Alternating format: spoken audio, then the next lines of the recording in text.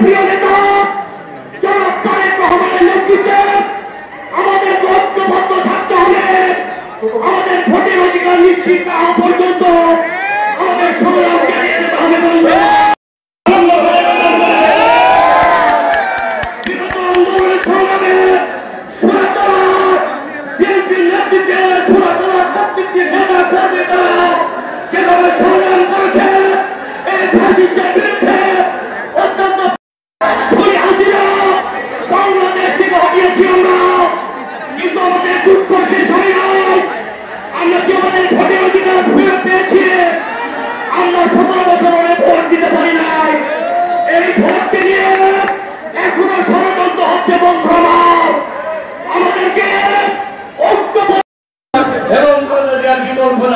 তাই তাদের এই ক্ষমতায় পুনর্বাসন আমাদের করতে হবে।